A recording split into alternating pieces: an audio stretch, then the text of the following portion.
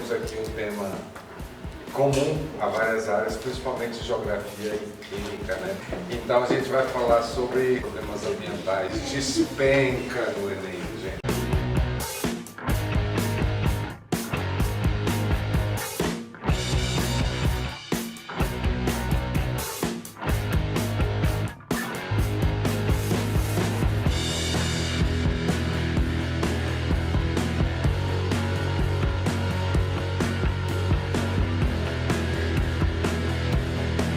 É geografia, é química, é biologia, é questão de física. O Enem todo tem uma palavra-chave que é muito questionada no Brasil hoje, 2019, sustentabilidade. O problema ambiental está mais relacionado à questão do homem, né? O homem que é o animal que sobrevive basicamente dessa exploração da natureza e da transformação da natureza.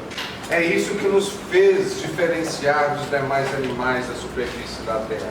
É isso que nos fez chegar a uma população de quase 8 bilhões de habitantes. É ter essa capacidade, que até Darwin dizia, de adaptação. E quando a gente não tem essa capacidade biológica da adaptação, a gente improvisa.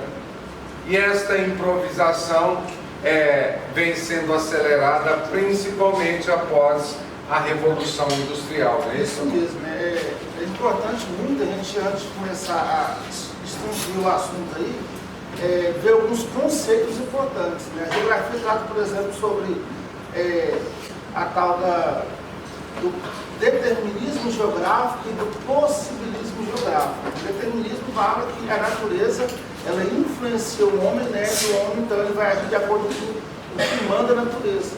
Isso numa sociedade menos tecnológica, mais atrasada. Porém, recentemente, eu falo pós-revolução industrial, o homem tem ampliado bastante sua capacidade de modificar a natureza.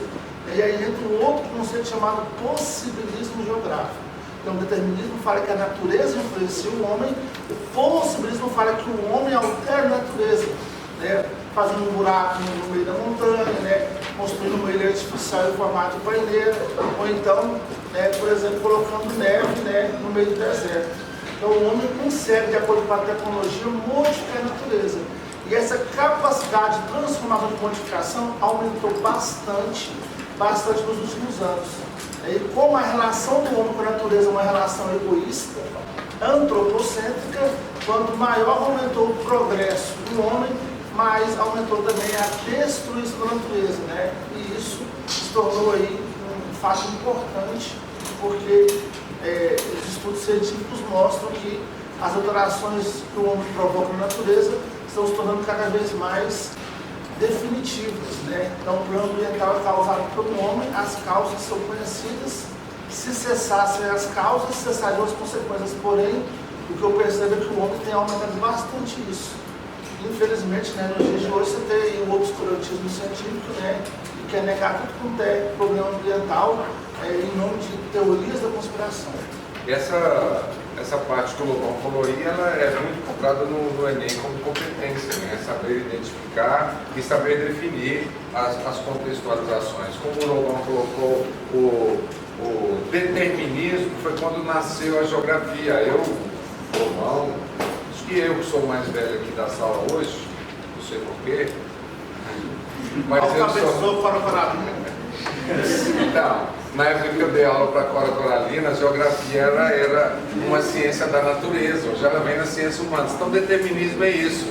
Frederick Hatzel, que é o pai da corrente, é o pai da geografia, né?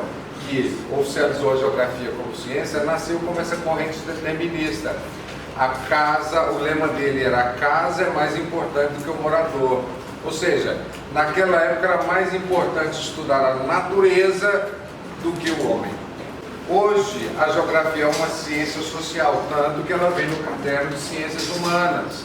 Já lá no final do século XIX, início do século XX, Paul Vidal de Lablache começa a modificar a geografia para transformar-se numa sua ciência social, onde ele diz que o morador é mais importante estudar o morador, ou seja, é mais importante estudar o homem do que estudar a casa, do que estudar a terra. Então, a geografia acabou se misturando isso como sendo uma ciência que estuda o espaço, ou seja, ela estuda o espaço e ela estuda espaço, a superfície da terra, né? E ela estuda as transformações que nesse espaço ocorrem. E essas transformações são feitas pelo homem, né? Então, o que a gente está vendo? Nessa necessidade de transformar o espaço, a gente sai do espaço natural para o espaço geográfico ou espaço antrópico. Aí entra problemas ambientais ou poluição. É a degradação de quaisquer um dos elementos que compõem o espaço, químicos, físicos ou biológicos. Mas essa degradação, ela está principalmente ligada à diminuição da qualidade de vida do homem. Como a geografia é uma ciência humana, a gente se preocupa com a natureza, principalmente quando afeta o homem, quando surgem as doenças, quando diminui a qualidade de vida, quando gera fome, quando tem uma poluição ligado à questão humana. Não que a poluição seja só problema do homem, é problema... por exemplo, a última erupção do Krakatoa mandou quase tanta enxofre para a atmosfera, né, do que mais de 100 anos de revolução industrial. Então, a natureza consegue, sim, né, mudar a casa e alterar e assim por diante. Nós passamos por várias glaciações, várias extinções em massa, porém, está acontecendo a primeira vez na história que um ser vivo do planeta está causando a sua própria destruição, né, através aí de alterações, especialmente no que tange a chamada atmosfera. Como indicação para vocês, a gente tem um vídeo no canal, né, Teoria de Gaia, que trata a Terra como um ser vivo, e lá vocês vão ver exatamente o que essa teoria afirma, né, como é que essas alterações estão atingindo o nosso planeta.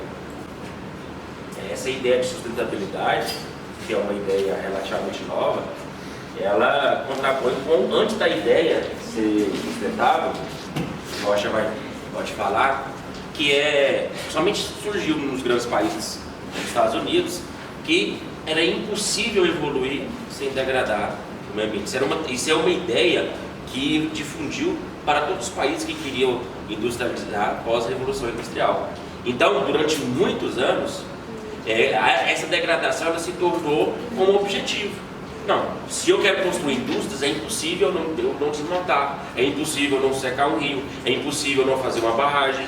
Então, essa ideia de sustentabilidade, ela veio porque o homem começou a fazer certas situações, como o Norman falou, só que agora existem alguns processos irreversíveis. A natureza está chegando no ponto, por exemplo, a gente vai ver agora sobre a camada de ozônio, que o buraco que tem lá e nós vamos ver como que comporta, já é um processo reversível, não tem como mais recuperar. Foram 5 décadas de liberação de gases que quebra essa camada de ozônio, e quando eles foram ver, é impossível, não existe nenhuma tecnologia. Vocês viram que a China voltou também a usar, né, uma reportagem essa semana que a China voltou a usar de maneira escondida o CFC. Esse movimento, né, ambientalista, né, de luta pela preservação, ele teve como inspiração máxima, né, quando o homem foi para o espaço e de longe observou a Terra, né, e deu aquela frase, a Terra é azul. A partir desse momento aí o pessoal ficou apaixonado pelo planeta e essa paixão fez com que eles lutassem para que a destruição fosse cada vez menor. Então, essa visão da Terra, né, a distância do espaço, causou um sentimento, né, de amor à nossa Terra, amor ao nosso planeta muito grande, e a partir daí, né, os movimentos ambientalistas ganharam muita força com essa visão. Estamos falando também de 50 anos quando foi para a Lua, né? Então, essa corrida espacial da Guerra Fria gerou também um susto com a destruição ambiental e catapultou os movimentos ambientalistas. Só para organizar o pensamento de vocês, então, olha aqui, a consciência ambiental ela vai surgir primeiramente na Europa, né? Porque foi o continente que recebeu a Revolução Industrial. lá, que deu início à Revolução Industrial. No século XIX já havia chuva ácida na Europa, em Londres, por causa da intensa industrialização. A qualidade de vida baixou muito. Então ali a gente vai ter um breve histórico da consciência ambiental. Na Europa nasceu a consciência ambiental, mas o homem só foi se preocupar com a questão ambiental, como o Lobão colocou aqui, pós Segunda Guerra Mundial. Só em 1972 nós tivemos a primeira Conferência Mundial sobre o Meio Ambiente. Foi em Estocolmo, na Suécia. E naquele momento o Brasil vivia um governo militar. O Brasil participou da Estocolmo de 72, mas qual foi o posicionamento do Brasil naquele momento? Desenvolvimentismo a qualquer custo. A ideia de que não existe, o preço que se paga pelo progresso é poluição. Então a gente tinha que optar entre poluição ou progresso. Logicamente, naquela época o governo oficialmente liderou poluição e progresso ou atraso preservando. Liderou a linha de pensamento pelo progresso. Então naquele momento a gente vai ver que no Brasil não tinha desenvolvido essa consciência ambiental, né? Nem oficialmente nem extraoficialmente. A segunda Conferência Mundial do Meio Ambiente, que foi em 92 no Rio de Janeiro, esta sim trouxe a ideia de sustentabilidade, que é a chave para o Enem, a ideia para o Enem. Vocês vão procurar nessas questões ambientais no Enem que pedem solução para tal problema que ela apresenta, uma solução que esteja viável economicamente. O que é sustentabilidade? É a ideia de que eu posso explorar o meio ambiente e ao mesmo tempo explorar economicamente o meio ambiente e ao mesmo tempo gerar emprego, gerar divisas e garantir que as gerações futuras possam usufruir desse espaço natural. Para que haja essa exploração, ela tem que ser uma exploração racional, então, ou seja, tem que ser planejada. Eu não posso simplesmente proibir a caça no espaço natural se o homem está passando fome. Eu tenho que gerar emprego, eu tenho que melhorar a qualidade de vida, eu tenho que erradicar a fome. Então vem equilíbrio. A terceira Conferência Mundial do Meio Ambiente também foi no Brasil, e essa já foi em 2012, Rio+20. Esta já teve o nome de Conferência Mundial da Desenvolvimento Sustentável. No meio das duas teve Joanesburgo 2002. Isso. Então, por isso que a gente tem que falar da ideia de sustentabilidade. A ideia de que é impossível ter progresso sem poluição é uma ideia atrasadíssima, defendida ao gênero, quer fazer campanha política para ver, mas o que a gente vê, o posicionamento oficial muitas vezes hoje é isso, de que ou a gente tem que afrouxar as leis ambientais para poder ter capital. Essa é uma ideia, gente, dos anos 70 e do Brasil.